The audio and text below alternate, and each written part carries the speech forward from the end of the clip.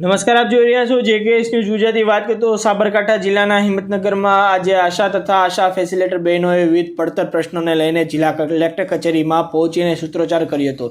ત્યારબાદ વિવિધ માંગણીઓ સાથે અધિક કલેક્ટરને આવેદનપત્ર આપ્યું હતું।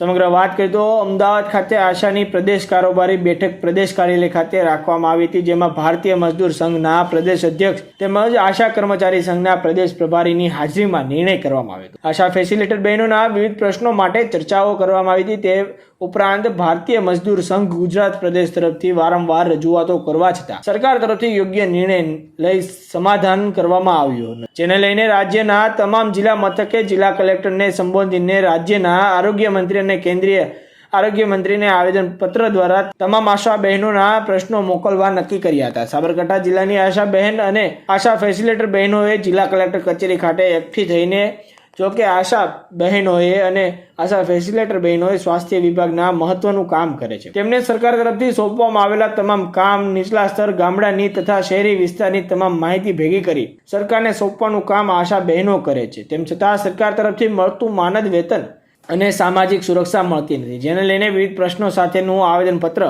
અધિક કલેક્ટર કૃષ્ણા વાઘેલાને આપ્યું હતું। જેકેએસ ન્યૂઝ સાથે અશોક નાઈ, સાબરકાંઠા। નમસ્કાર, આજે અમે સાબરકાંઠા જિલ્લામાં આવેદનપત્ર આપવા કલેક્ટર કચેરી આવ્યા છે અને અમારી એક જ માંગ છે કે આ નવું બજેટ આવ્યું એ બજેટમાં કંઈ પણ અમારા માટે નથી। જે આશા બહેનોનું કામ ગામના છેવાડાના ઘર સુધી લોકોની સેવાઓ પૂરું પાડવાનું છે અને લોકોના ઘર સુધી નહીં, લોકોના દિલો સુધી જાય બહેનો જાય છે ત્યારે બહેનો એમના પ્રશ્નો કે એમની આરોગ્યની સેવાઓ જે પણ લેવાની હોય ત્યારે દિલ ખોલીને બહેનો વાત કરે છે। અને આજે અમે અમારા ભારતીય મજદૂર સંઘ અમારું જે યુનિયન છે એના થકી અમારા 33 જિલ્લામાં આજે અમે દરેક જિલ્લાએ કલેક્ટર કચેરી અમે કલેક્ટર સાહેબને આવેદનપત્ર આપીશું અને અત્યારે હાલ આજે અમે બધા જિલ્લાએ ભેગા થઈને કલેક્ટર કચેરી આવેદનપત્ર આપ્યું છે। અમારું જે પણ ઇનિશિયેટિવ મળે છે, સરકારે જે 2500 આપ્યા પણ પાછળ બધા કપાઈને ઇનિશિયેટિવ આવે છે, એટલે જે પણ આવે છે એ ઓછું આવે છે। કોરોના કાળમાં એ કામગીરી આશા બહેનોએ કરેલી, આશા ફેસિલિટરોએ કરેલી, એમનું પણ કોઈ એનું મહેનતાણું મળી નથી।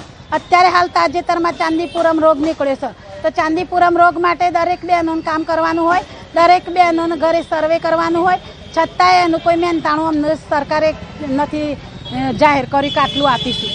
આ અત્યારે હાલ હમણાં ચૂંટણી થાય તો ચુનાવમાં પણ જો બીજા કર્મચારીઓનું ભથ્થું મળતું હોય તો અમારી આશા બહેનોને સવારે 8 વાગ્યાથી સાંજે 7 વાગ્યા સુધી ત્યાં હતા તો એનું પણ મહેનતાણું સરકારે જાહેર કશું કર્યું નથી, હજી સુધી કોઈ મહેનતાણું આપ્યું નથી।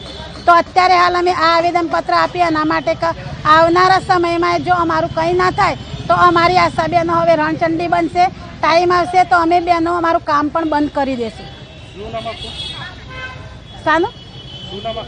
મારું નામ ખણુસિયા તાહિરાબેન આવે, સાબરકાંઠા જિલ્લો, ગામ કનાઈ।